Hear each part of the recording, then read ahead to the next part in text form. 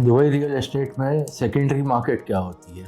Secondary market होती है resale market. जब आप किसी कंपनी से या एक इंडिविजुअल से रेडी प्रॉपर्टी आप खरीदते हैं, उसको कहते हैं सेकेंडरी मार्केट। जब आपको कोई चीज़ पसंद आ जाती है, कोई प्रॉपर्टी, भले वो कमर्शियल हो या रेसिडेंशियल हो या प्लॉट हो, तो उसमें क्या प्रोसेस होता है ट्रांसफ़र करने का प्रॉपर्टी आपके नाम पे, ट्रांजैक्शन कैसे कंप्लीट होता है। तो उसके लिए पहले आपको चाहिए होता है एक एमओयू, जो आपका रेरा रजिस्टर्ड एजेंट ऑनलाइन बनाता है दुबई रेस्ट ऐप से। एमओयू मतलब मेमोरेंडम ऑफ अंडरस्टैंडिंग। इसमें 3 फॉर्म होते हैं। एक होता है फॉर्म ए, जो जिसमें सेलर की डिटेल्स और प्रॉपर्टी डिटेल्स होते हैं। एक होता है फॉर्म बी, जिसमें बायर की डिटेल्स होते हैं और जो परचेज प्राइस है, प्रॉपर्टी डिटेल्स सब रहते हैं। और एक आता है फॉर्म एफ। फॉर्म एफ में सेलर डिटेल्स, बायर डिटेल्स और प्रॉपर्टी के डिटेल्स, और उसके बाद एडिशनल क्लॉजेज होते हैं जो दुबई लैंड डिपार्टमेंट ने बाय डिफ़ॉल्ट, वो क्लॉजेज उसमें आते ही आते हैं एमओयू में, जिसको आप कॉन्ट्राडिक्ट नहीं कर सकते हैं। ये ऑनलाइन बनता है, इसके लिए फ़िज़िकल सिग्नेचर की ज़रूरत नहीं है। जब फॉर्म ए प्रिपेयर होता है तो इसका लिंक जाता है सेलर के पास, वो पढ़ के अप्रूव कर देता है ऑनलाइन। सिमिलर फॉर्म बी का एक लिंक जाता है बायर के पास, वो सिमिलरली पढ़ के और अप्रूव कर देता है। और फॉर्म एफ के सारे क्लॉजेस दोनों पढ़ के और म्यूचुअली अप्रूव कर देते हैं, तो एक एमओयू रेडी हो जाता है।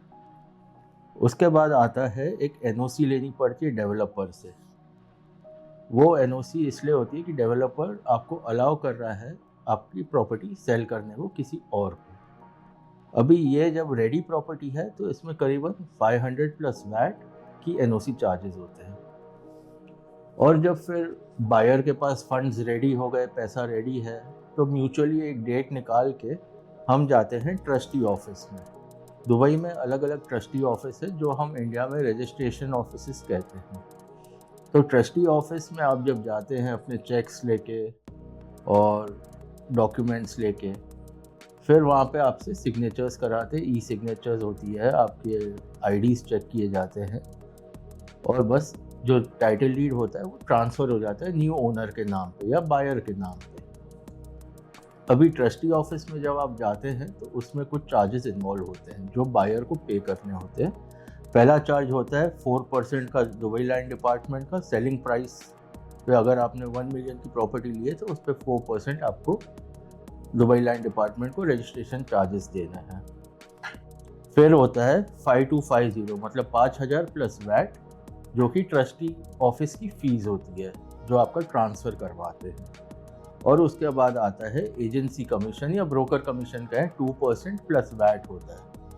तो ये 3 चेक्स आप बना के लेके जाते हैं। ओनर का जो सेलिंग प्राइस का चेक है वो लेके जाते हैं, और इसी तरह आपका सेकेंडरी मार्केट का ट्रांजैक्शन या रीसेल मार्केट का ट्रांजैक्शन पूरा हो जाता है।